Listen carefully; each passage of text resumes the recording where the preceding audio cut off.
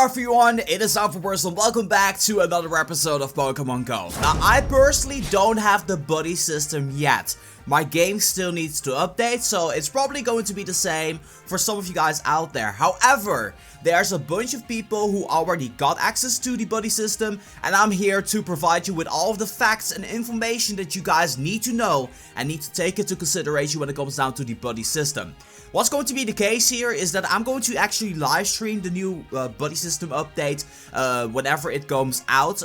If it doesn't come out, I'll just download the APK mirror so that way I can actually live stream the whole thing to you guys. But that live stream is going to be happening about 2 or 3 hours after this video has been launched onto the channel, and I'm gonna be doing it here on YouTube, so you guys have nothing to worry about. If you still want to get a notification, make sure to follow me on Twitter for the buddy system. So with that being said, let's get into the 11 facts and information pieces that you guys need to know, provided with evidence of course. Let's take a look. On the buddy screen, you will be able to actually see how much distance you walk with the buddy, how much distance you need for more candy, and how much candy you've accumulated with your buddy. When your buddy Pokemon finds Pokemon candy, it actually has the possibility to find more than just one candy, and there's no limit to the amount of candy you can actually find with your buddy Pokemon. On this screenshot right here, you will see a Magikarp named Mewtwo, which is very fishy, that is actually getting 500 experience upon gaining one candy. However, there's no supported evidence to actually cover this story, so it is maybe possible to get some experience with the candy, but unfortunately there's no additional information on that yet.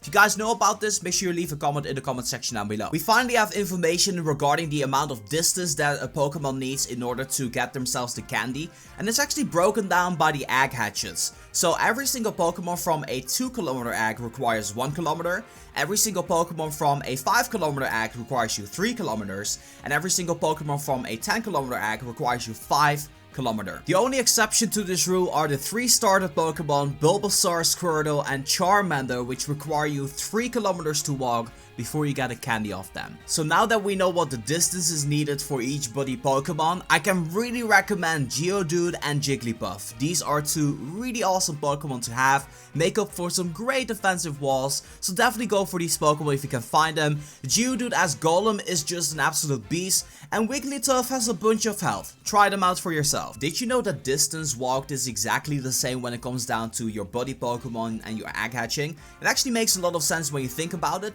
but take this into consideration. You right now have an egg hatching tracker because you're able to see how much distance you have walked with your buddy Pokemon, and this immediately reflects the amount of kilometers or distance that you walked alongside with your egg hatching. So it's really awesome to see how far you've walked with your buddy Pokemon, and also Niantic has increased the reliability when it comes down to your network. So no longer is there going to be a lot of chopping when it comes down to the distance that you've walked. You actually see it moving up gradually after this update, and I think Niantic did a fantastic job on this. So there's a really small percentage of people out there in Pokemon Go who are just like, I'm not gonna be picking a team, right? And I really respect those people because they're missing out on a really awesome aspect on the game, gym battles. But they're also gonna be missing out on appraisal. However though, with this update, they can still select themselves a buddy Pokemon. So be sure to take into consideration that if you evolve your Pokemon, the progression towards that candy is also going to be reset. And last but not least, this is not really related to the buddy system on itself, but after you appraise your Pokemon,